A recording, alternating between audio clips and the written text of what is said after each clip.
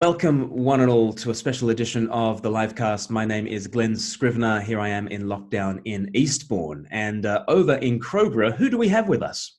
Paul Feesey, still here, as always. Yep, Yes. Well, from you the ought to bedroom. be. Yes.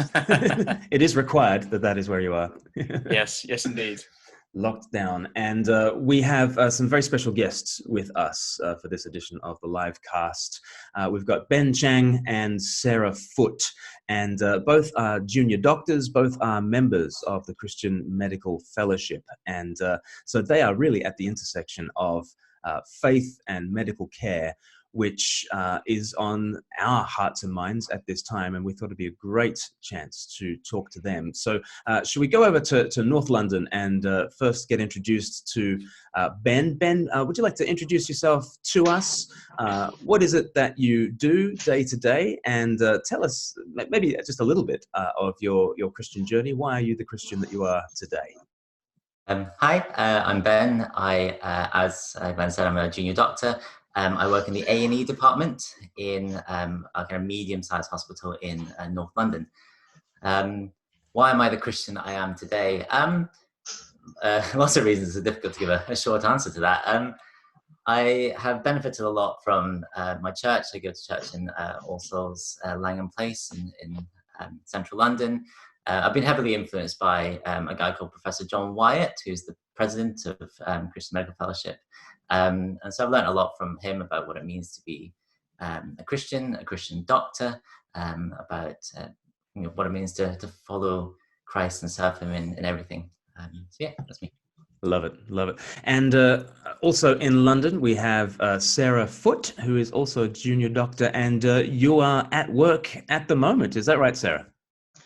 Yeah, so I'm really lucky. I've been able to just take a bit of time out of work. I am working in medicine rather than A&E in a big London hospital. I have been Christian for 5 years, and CMF has been really influential in my Christian walk, particularly how it goes with work and that and my home churches. So I'm at a small Anglican church in Dartford, and Christchurch, Dartford. The teaching there and the support, the love and the prayer has really helped me to sort of get where I am today. Guys, can you give us a sense of how things have sort of changed then for you in the hospitals over the last week or so? Massively. There's been huge changes from the very, very big to the very, very small. So there are kind of huge structural changes. Departments are kind of reforming. Staff have been kind of taken out of some departments that they're used to and being brought into the more sort of acute specialties. So kind of big kind of hospital changes, all the way through to the very small things. So for example, I'm learning that it's quite challenging to show kind of an empathetic, friendly facial expression when half of my face is covered with a mask. I learn how to communicate my eyebrows a bit more. Kind of, from the very big to the very small. It's very different to how it was just a few months ago. So I would agree. Yeah, I echo that. The trying really hard to smile with my eyebrows behind masks is something I've been learning, and we have got in a lot more resources, so a lot more people, a lot more equipment. Things have moved around, and staff are working longer hours on different shift patterns to make sure we can meet the current need. And I mean, have you been watching? I mean, everyone has been kind of watching first China and then Italy in particular, as they have been overwhelmed by coronavirus cases. What's it like seeing that kind of tsunami on the horizon and knowing that this could be the NHS? I think for particularly Italy, because it's a European country, so I think there's a feeling that their health services is more similar, and also that this constant comparison between our curve and their curve. We are quoting, the quoting of like how many weeks behind Italy that we are, has been really scary as doctors, and we see what the doctors are doing, the scary decisions they're making, the lack of resources. And then there's also hope, because the NHS is awesome, and I think a lot of people who work in the NHS really do know what an incredible health service we have. We aren't Italy. We know it's going to be hard, but I think we're hoping. I think there's still hope. We're at a point where we have made so many vast scale changes that we can, and you know, the constant talking of flattening the curve, so that it's not as bad as Italy. Yeah, no, I would agree. I think at the moment now, the kind of the workload, at least from my experience, is currently quite manageable. In fact, the number of patients coming into the A&E department at present is lower than normal, presumably because people with sort of more minor ailments and injuries are not coming to hospital because they know there's high risk of exposure in hospital, which begs the parallel question of who's not coming to hospital that should be, which is, you know, again, a concern. But currently things stand, you know, I think we're managing from a sort of workload perspective, but there's always that kind of anticipation of this avalanche that we think is coming. And we know that because of places like Italy. I mean, having said that, I think I think there is reason to be grateful that we are able to learn from places such as Italy and China, as they are ahead of us. And, you know, we are fortunate in that, and can prepare based on kind of knowledge of the future from what we see. Are there sort of health services that you look across to and think are doing a good job that we could be modeling ourselves on? I think it's a really difficult question, because the reality is no one really knows what the correct response will be, and in a few months or years time there will be so many research projects on which countries did it well and which countries did it less well and what could have been done differently. But at this point, I think it's impossible to know which countries responded kind of the best, as it were, because it's so live and so changing. Can you, with all the pressure on you guys and the staff of the hospitals, can you give us a sense of what the mood's like amongst staff? In my hospital, I think generally we're very upbeat. I think doctors as a whole, we can be quite upbeat, but I think when I'm in the queues, so our hospital is giving us free food from the canteen, because obviously there's no patients or no members of the public are going to our canteen to get food, either patients in days clinics or relatives. So they've switched to just offering staff, and it's free. I hear laughter. And chatter. So I think it's still upbeat.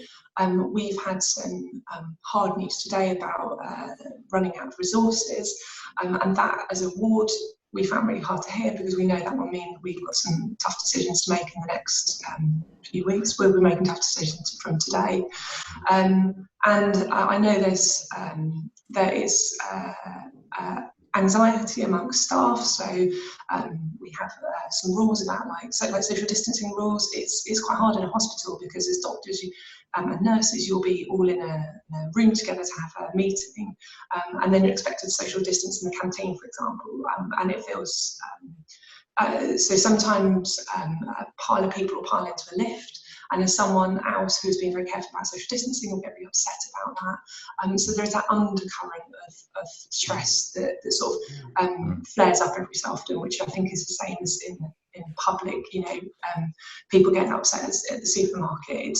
It's not the supermarket. It's that undercurrent of stress that everyone's experiencing. Yeah. My hospital's doing free meals as well for us, which is really kind of touching and nice. And a lot of other companies are giving us free things as well. The most random thing I've got, I got a free Gillette razor, which I feel I'm not the best. I'm not the kind of target market, but that was nice. I think I would add to that there's kind of less people coming into A&E, but I think there's been an increase in the number of kind of really unwell, really sick people. People who we investigate and we try to manage as best we can, we treat as best we can, but we also know that they are very unwell, and the kind of a lot of them, the likelihood of them surviving the admission is low. And that's, you mean people struggling for breath, people?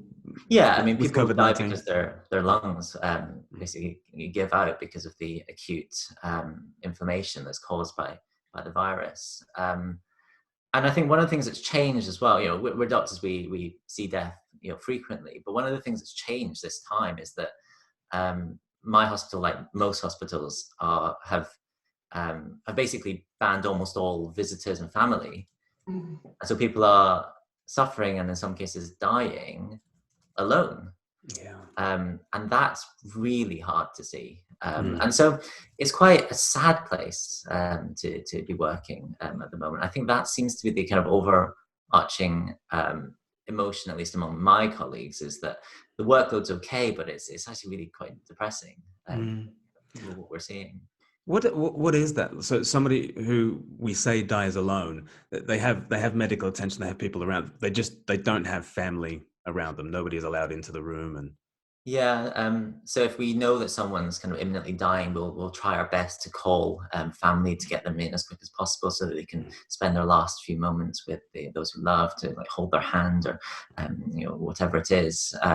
But there are very tight restrictions now on people coming in. And you say you see death all the time as doctors, but there is this heightened, intensified sense of the tragedy of this right now. What difference does it make as a Christian to face this? If you didn't have Jesus, if you didn't have the hope of resurrection, a faith that is larger than these things, what difference does your faith make?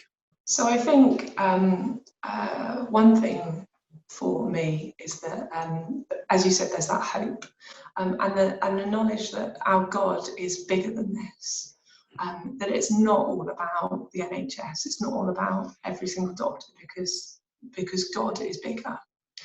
And that takes a weight off you. You're not carrying everything. And it's also it's someone to share with, because because if you're not here, not doing it, however supportive, I'm married, my husband is incredible, but he's not here in the hospital seeing it. I am driving to work at the moment because we've got free car parking, and we're trying to avoid too many people on public transport. So I talk to God as I drive in, and sometimes I despaired. I think it was yesterday morning, and I just thought, it feels like, I look at the bushfires at the beginning. It was in January 2020. The bushfires in Australia ravaging Australia, and I'm like, it feels like this invisible fire ravaging our world. And it's just someone to go, why is this? And knowing that there's someone that loves us and that it's bigger than that. It just gives me a sense of not aloneness, of support, of love, and direction, and a reason. I feel that I was. I'm not in medicine to pursue a career. I am here to serve people. That's to serve my neighbours, and my neighbours are my. Really simple as well. I come to work and I am at work to serve, and that is one of the wonderful things about our God, is that the things that we're asked to do, they aren't hard rules that are there to make our life worse. It's not a bad thing. Serving other people is wonderful, and for that I'm very grateful. Mm-hmm. I think also the hope of resurrection, I think, is become so valuable that the risk of me catching coronavirus is high. And the most likely is I'll be okay. But even if I'm not, that hope is so valuable at this time, and also for the patients. I mean, I believe that when people die, there is a possibility that by God's grace I might see them again, and that again is very valuable in this time. Can you talk us through just medically? We've seen the whistleblower in Wuhan who contracted coronavirus himself and died of it, and then we've seen many more cases of medical professionals who are young and seem to have no underlying health conditions, and yet a far greater proportion of those are dying of coronavirus. That's my impression anyway. Is that true? And if that's the case, why might that be the case? So one thing I would say is every time a doctor gets it, it's reported on the news because it's news. So I've seen in the UK, I think about 4 doctors have died with it already. And I think part of that is media bias because this virus will infect anyone. And so young people will get it and young people will end up in hospital, and there will be some young people that could die of it. That are the exception to the rule of mostly it's affecting older people with comorbidities. There are some theories about being exposed to more virus can make you more unwell, and some of that has come from Italy because there are certain things procedures that are done in hospital that can make you more exposed. At the moment, this virus we just don't know enough about it. So we know that we have the guidelines do change, that we're trying to be sensible, and we know that we see the worst of it in hospital as well. You know, there's so many people out there self-isolating with symptoms. There are people that get such minor symptoms that they don't even know that they've had it. We have to keep remembering that most people, including doctors, including nurses, including the cleaners and the porters, most of them are okay. When we were talking earlier about looking at kind of what was going on in Italy and whether that kind of gave us an idea of what was coming, Sarah, you spoke a bit about tough decisions that doctors are having to make and that you guys might be having to make in the near future. Can you give us a sense of kind of what some of those decisions might look like and might be? In Italy, I believe they made some blanket rules about who was allowed to go to ITU or and so normally in this country, the decision about who goes to ITU is every patient is different, and every individual patient's circumstances is taken into account.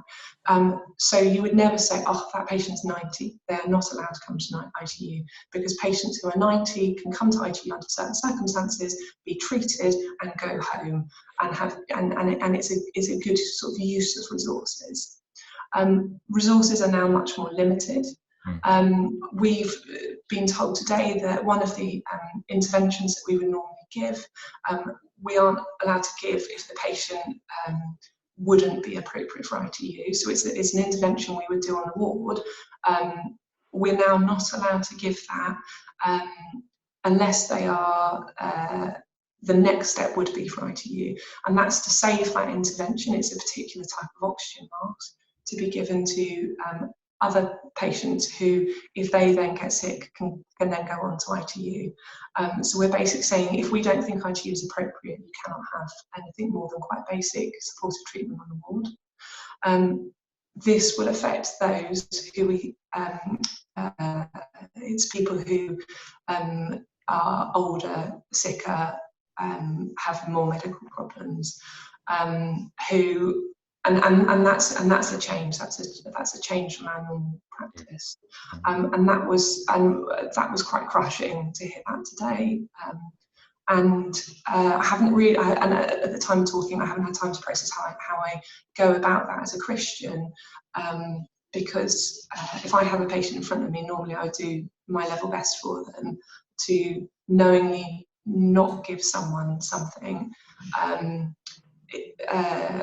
is completely against my Christian ethos. Having said that, it's not like I will be literally holding the answer in my hand and withholding it from them. It's that I'm not making a phone call to the person who then brings it to my ward to put it on them, and actually they won't do it now because of this new rule, and so it's taken out of my hands. But I haven't, other than a sense of sadness, knowing that we are hitting what's called the surge. I haven't processed fully how I feel about these new changes. Mm-hmm. They are for the preservation of life, obviously. Yes. I suppose that's the thing you can't know. Yeah. Yeah, that's the thing. I suppose whilst you might be feeling, you're withholding something from someone else, you might not see the knock-on effect it has to save someone else. And I guess that is maybe the thing to kind of keep in mind, even if that's a tricky thing to do. Yeah, and it's, as a Christian, you would normally not like the kind of utilitarian grace is good for the greatest number, and it's I think remembering what the Bible teaches us, and we have rules in our land that we have to follow, and as you say, I know that if we haven't got enough of these particular type of masks, and so if it's going on my patient in a potentially futile fashion, but there is another patient who it will help. And essentially they're saying this because we think it's only delaying death for people now, rather than extending and saving life. And that's a principle any doctor is familiar with, because we won't keep treating people up to the last second. We recognise when death is imminent and make people comfortable, rather than having this sort of long protracted death where we keep on going and going and going. We make people comfortable, and this is an extension of that. And that's what we have to be careful about, is extensions of, that's okay, but then is this okay, and then is this okay? Yeah, and I think on that note, I think we, as good clinical practice, we have to acknowledge that some treatments are futile. That for some patients we shouldn't do CPR because it will be futile, it won't work. But there's a kind of a very fine but very important line between saying a treatment is futile and saying someone's life is futile, and saying that life is not worth living. And that's both not legal, but also it kind of goes against kind of the Christian ethics around death. I do wonder as to whether people are going to, with such scarcity of resources, what kind of questions are going to be asked, and whether people might start thinking, if not saying, things around sort of futility of life and futility of treatment. Maybe that's kind of possibility. It's an intensification of something that any health service has to deal with, because there are scarce resources and you can't help all the people all the time. So everybody, at some point, somebody has to make that decision of allocation, and it will mean that some people miss out. And that is the nature of the case. But it is the nature of the case in every walk of life. We could put parachutes onto planes that are large enough to actually have any plane that sort of loses engine failure gently kind of waft down, but they would be so heavy that everyone's plane ticket would increase like tenfold, and everybody who gets onto that plane is kind of buying into a system where we say there are scarce resources. I'm gonna take the added chance of crashing, so that I can fly to Mallorca on the cheap. We all do that all the time. Well, up until lockdown. Yeah, right. Yeah, not doing that now. Yeah. Go on, I think Ben put it really eloquently and importantly, that it's the sanctity of life. Like the sanctity of someone's life is how it helps guide us that everyone's life matters. Yeah. We are all equal fallen people in God's eyes, and He loves us all equally. And that's a guiding principle for a Christian doctor. Yeah, the profoundly Christian principle. But I do see it as being under threat at a time of scarcity and a time of crisis, when you've got to choose between, I've got this 90-year-old, or I've got this 40-year-old in perfect health, or this 40-year-old who has 2 kids and has an underlying health condition. And, who do I give the treatment to? But yes, can we hold on to the sanctity of every single human life? Yeah, very important stuff. Ben, can you talk to us a little bit about lockdown and mental health?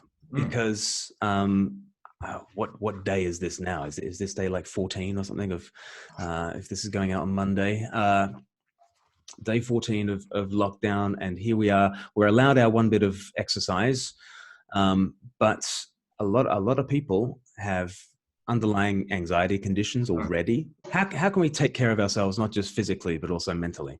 No, it's a really important question. And there are lots of reasons why this pandemic may harm our mental health. I mean, isolation, fear, anxiety, loss of social support networks, psychiatric services being less accessible. There's lots of reasons. And I think one of the things that I've learned from John Wyatt that I think is really important is the importance of what he calls mental hygiene.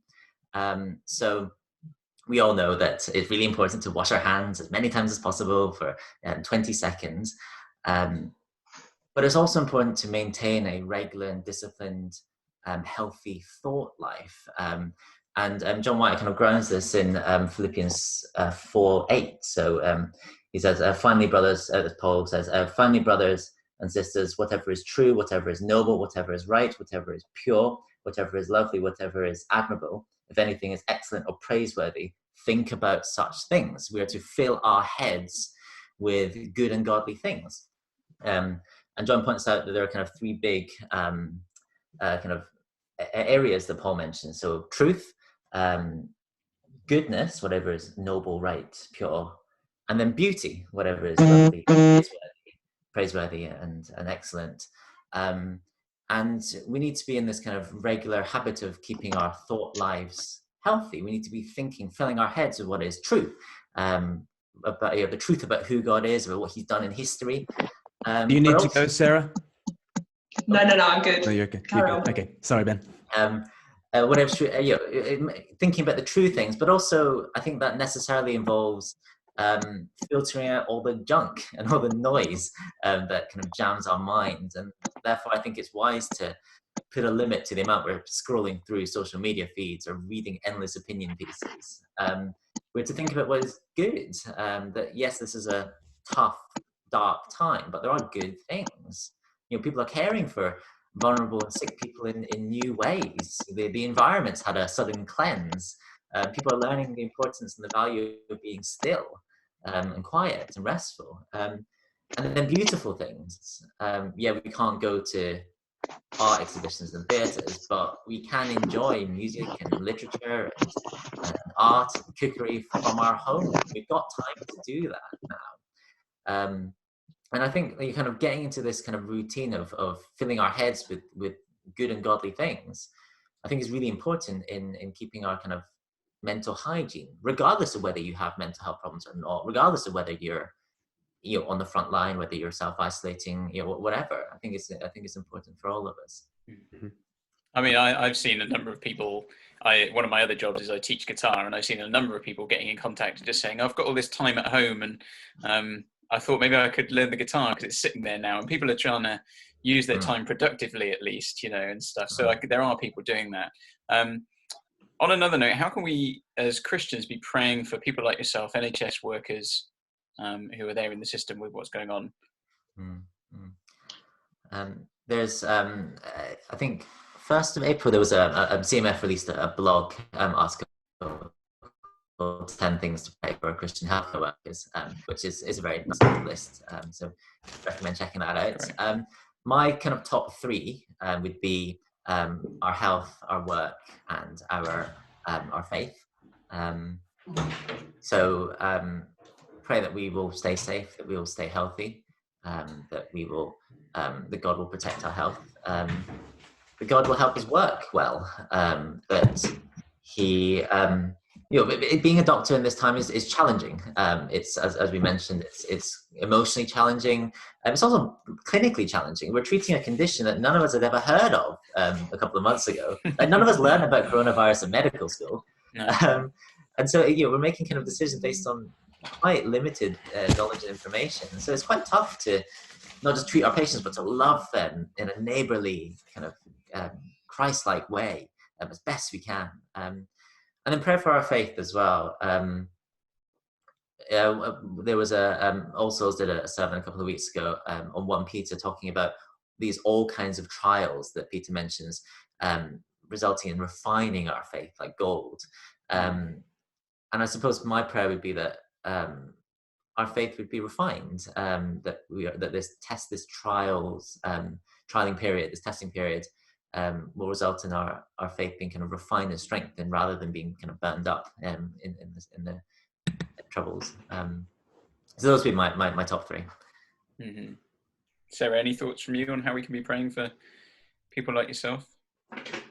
I really like what Ben's just said, actually. I think it sums it up really well. And I think for a personal and a big perspective is the decision making, is praying that doctors, nurses, we have wisdom to love, and like we love the patient in front of us, and that we make decisions wisely for them, and then the policy makers, that the managers, the consultant departmental leads, the Department of Health, the NHS, that they are making wise decisions with the data available. I've been, from what I understand, I'm really impressed with our government response, because certainly for a long time there was a lot of media like, oh, why are we not doing this? Why should we do that?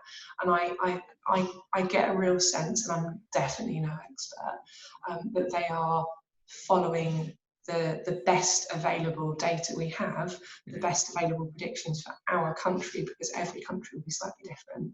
I'm praying that continues to be wise, and that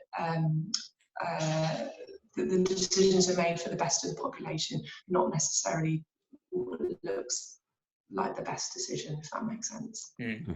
Yeah, absolutely. And I guess there'll be lots of people who watch this, Christians, who'll be praying for you guys, and the whole NHS. But there are things are there things we can do as members of the public, though, like practically, that help you guys? And maybe there are things we can do in order to keep ourselves physically healthy, or are there other things that we can be doing? I think I kind of want to make a sort of. Go, Sarah. Oh yeah. There you go. So from a public health perspective, obviously keeping up to date with the current government guidance. I'm nervous to say anything because there's a slight delay between recording this and it going out. As someone's already said, washing our hands, following those social distancing, and following it in the spirit it was meant to be followed in, and not necessarily going, oh well, I can break that, or that rule doesn't technically apply here, so I can still go and be that person. And so many people I know are doing that. Things like not going out to drive our car a long way to do our exercise, because as Ben said, A&E attendances are down. One of those is trauma. People aren't getting into accidents, and trust me, you don't want to have an accident right now and end up in a very busy hospital. So that's important. Number two is looking after our own physical health, and there have been some guidelines. It was from the Association of Perioperative Care, something like that. I'd have to check.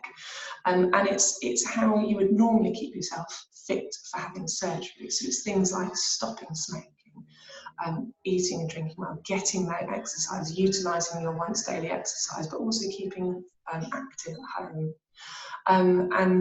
So those are two really important things from a sort of public health perspective.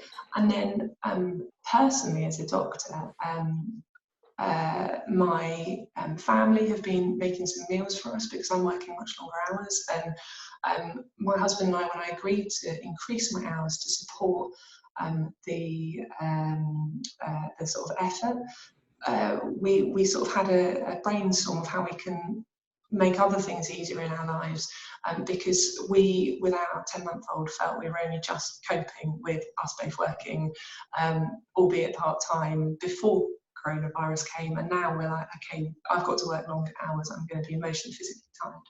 So there's been lots of free food brought to the hospital, which we really, really appreciate. There's our family are cooking some meals for us, which is just a huge difference.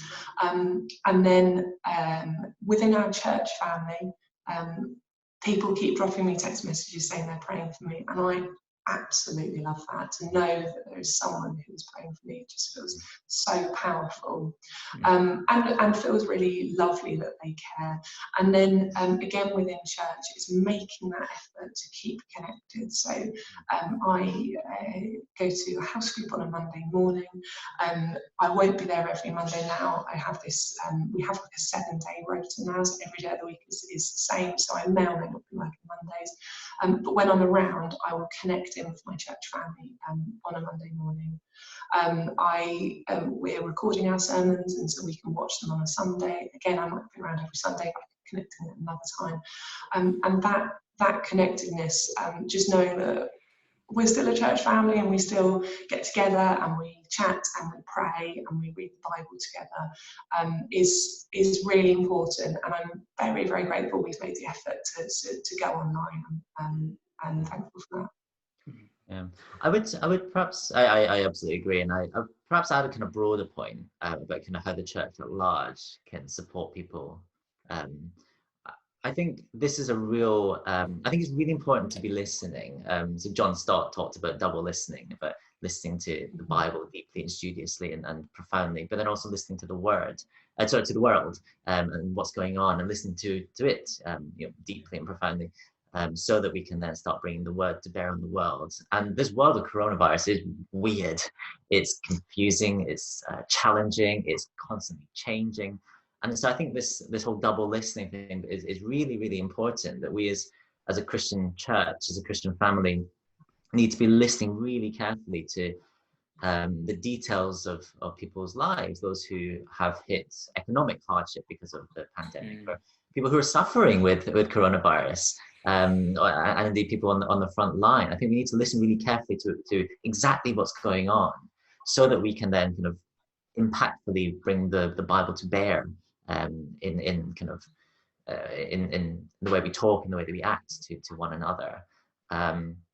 So I think that's very important, that we don't just I, like anyone else, have like a Bible verse in my back pocket that I know I can send people that kind of cover the bases if they're going through trouble, and those are good, and I really appreciate getting them, and I really appreciate people texting me saying that they're praying for me. It's really moving. But I think there's more. I think we can do more if we listen carefully to the specifics of what's happening in people's lives, and how people's lives are being turned upside down because of this virus.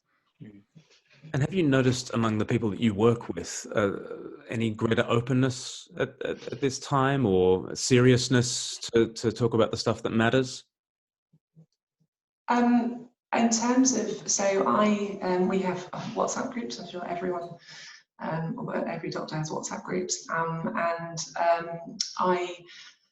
there's been a lot of chat on it recently, and people have said at various points, if anyone else needs support, I'm here for you. People sort of say, like, I don't think we often recognise that work is going to be emotionally tough, and we have recognised it and said this is going to be hard, and various people said, if anyone needs to talk, I'm here.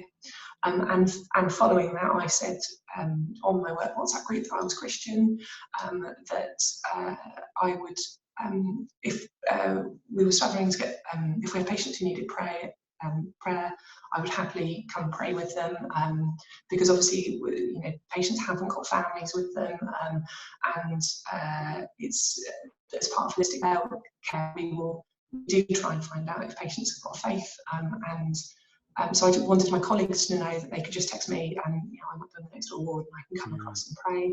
But I also said to my colleagues, and actually I've already had one message from someone who doesn't have a faith, said to me, quote, I wouldn't normally do this, but they've got a member of family who is very sick in hospital, and they've asked me to pray for them, and I've obviously said that I am. So it's an opportunity, I think, when we're faced with death, when it's suddenly a lot more real, because in our Western society, lots of people have never seen a dead body. We don't talk about dying as a society, and actually that's a time when people start thinking, is there a bigger picture? Is there a God? And so it is an it doesn't take away from how dreadful coronavirus is, but it is an opportunity as a Christian to have more of these conversations because the world has changed. Yeah. I was on my staff WhatsApp group, and one of the members of staff was self-isolating, and then one of the Muslim doctors texted, "I'm praying for you," and I was like, maybe I should start on that, because everyone step up your game. And no one was like, "No, you're weird, we're not talking to you again," and yet, at least in my mind, that's often the response I fear. We're doing a webinar on Friday, on Good Friday, talking about death. But it's interesting. We were trying to figure out what the title should be so that it's a gently evangelistic kind of introduction to how do we face our fragility. And we went for that word, fragility, when really what we're going to talk about our mortality. But no one wants to talk about death, even with a global pandemic, like crisis, and Yeah, very much so. Yeah, we don't see death and we don't face up to it, but perhaps now we'll start to get serious about life when we start to get serious about death. And actually, you asked us what we could be doing. I think it was Paul said, what can we be doing as members of the public? And I echo the Association of Palliative Medicine. They had a small news story a week or so ago, which was saying, please have these conversations, have conversations with your families about what you would want in the event that you were dying. And it's things like, where would you like to die? Would you want your organs to be donated? Have you got any other requests? Would you like, for example, as a Christian, quite clearly, I'd want my husband to be praying with me, it's starting those conversations. We all need to have them. I've had this conversation with my husband about organ donation long before coronavirus, and about when we would want treatment stopped, because it was delaying death rather than saving our lives. And that's something that can, if you have it when you're not unwell and there's much less emotion involved, it makes it easier, not easy, but easier when there's lots of emotions around, and it's very difficult. And do you have a will and all those sorts of issues? And so many don't. I'm so embarrassed to say that we don't have a will. I mentioned it to a friend who's a lawyer a little while ago, and I think there's a day or a month or something when you can get a free will done by a lawyer, because she recommended that you get it done by a lawyer. And then I didn't do it, and now coronavirus has come, and I haven't sorted it. And this podcast has been for you, Sarah. Just I thought you were going to say when you told the lawyer that you didn't have a will, he had a heart attack, but that's all right. You're a doctor. No, that would have been that. And it's a she. No, she didn't. She just gave me some useful advice, which I then didn't follow. So I should have a lot more empathy with patients not following my advice. That's a good point. Should we finish on some silver linings? What are some silver linings in this moment? What are things that we can be thankful for? What are some opportunities that we have now that we didn't have before coronavirus? I've thought a lot about this. I think possibly because I had to be isolated. So I had 7 days at home where I also felt quite unwell. So my husband tried to keep my son away from me because I just was too ill to be doing very much with him other than feeding him when necessary. And actually something our church started yesterday was a thankfulness diary.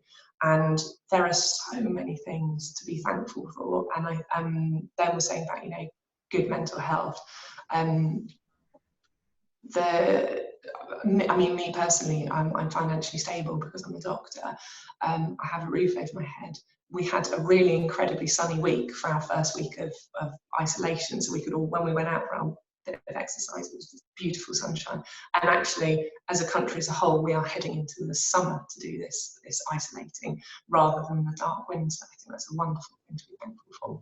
I'm incredibly thankful for our health service and our government, our democracy, our ability to manage, like the fact that we still have food supplies coming into the supermarkets. The food supermarkets have repeatedly said about supply chains. It doesn't take away that we have moments when, I think we all have moments when we're frightened, when we can't see where this is going. It's scary. And then a big change is that when times are tough, I turn to God more. When it's easy and going well, I have a tendency to go, I mean, I've been Christian 5 years, so I had a period in my adult life where I wasn't Christian, to go back to my kind of default, which is like, oh, I'm doing really well at this, and rely on myself. And I'm not bigger than coronavirus, so I have to turn to God. And in the absence of anything else to do when I'm not at work, I have more time for prayer and reading the Bible. And I am still not as good as I'd like to be, and I'm sure I echo lots of people's words on that. That you think, oh, I've got a whole day free. I can read and I can pray and I can meditate and just be with God. And then you watch 3 episodes on Netflix or something, or spend your day chasing after a 10-month-old, which is actually what I do with my time. But that is an opportunity. I am definitely praying more. I am definitely spending just more time silently with God, and I am reading my Bible because I need it more than ever. So that's a real blessing. I think it's a huge blessing on the church, because the church has grown in times of plague before, and I really strongly believe that this is going to be a big opportunity. Some of the live streams that churches have done, they've seen vast audiences, and one of my friends is a vicar, and he asked on Facebook, he obviously has a lot of non-Christian friends, and said, like, what should we be doing as church? And someone was like, I think you should make your sermons available on YouTube, because then people just see them without having to kind of commit to coming into the church. And it's like, yes, that is happening. Obviously that happened before, but it's suddenly going to become, we're all expecting things to be done by Zoom, we're all expecting things to be on YouTube. So someone will go, oh, I wonder what the church do. Oh, I expect it'll be on YouTube, and a quick Google will find it. So I think that's a huge opportunity. And I think it's an opportunity to change our way of life. So my life was really busy. I actually had a conversation with another Christian medic when I was on maternity leave, and I said, this was, my son's 10 months old, so about 8 months ago, I remember saying to her how my life had really slowed down, because I just sort of looked after my son. I had much less going on in it because I had a baby sort of taking up a big portion of it. But even then, I was still quite busy. And I came back to work in February, and I'm at work. As a doctor in training, we have to get portfolios done, we have to pass exams. We've got constant pressure to sort out our CV so we can get to the next level of job. That's all stopped. I can't take exams. No one's doing portfolio work. No one's, there's nothing to be gained from my career here. And I really, really love that opportunity to come to work, to just serve, and it not to be shadowed by that kind of, oh, but I do need to get this procedure done, so maybe I'm going to do that instead of talking to this relative, for example. And that constant tug where I do need to do these things because I need to become a better doctor. But there's that pull of like, oh, but I want to be a better doctor because I've got career aspirations. It feels much easier to follow God's plan for my life at the moment. It feels easier to focus on Him and focus on serving my fellow patients. And I really, as a personal thing, and I would think I might not be the only medic thinking this, as I come out of this, I think it will change all of us, that we will have a different perspective on life, a different idea of what's important, and as a Christian, realising that God is just so much more important than anything else, is I think a change that will happen. And I think I would add that I think there are so many opportunities here for Christian distinctiveness. I think we're just scratching the surface at the moment. There are so many ways that Christians can be different to the world. Like, there's so many kind of world idols that come crashing down. Health, money, security, being able to control your future, education. There's so much that people put their security into that has fallen through. And we as Christians can say, actually, our security is in something bigger and stronger than coronavirus. And what does that look like? We have opportunity to be distinctive in the way we care for people. That when everyone is looking to their own health and the health of their household, we can look to the vulnerable and check up on our neighbours. This is the first time I've ever had any communication with my neighbours in the same building as me, where I put a letter in saying, "Hi, just let you know, I think we should start a WhatsApp group just in case we need anything if we go in self-isolation." Kind of sort of literal loving your neighbour, I suppose. And there is opportunity to be distinctive in the way that we view death. And I hope and pray that there'll be something about me at work that shows that I am not fearful of death. I do believe in resurrection. I do believe that the grave is not the end. I don't know what that would look like. I'm still trying to figure that out, but I hope and pray that I will be distinctive in that way. So I think there's so many opportunities that we can grasp as Christians if we think about it. Wonderful. A wonderful note to finish on. Thank you so much, Sarah Foot and Ben Chang, both junior doctors in London, both members of the Christian Medical Fellowship.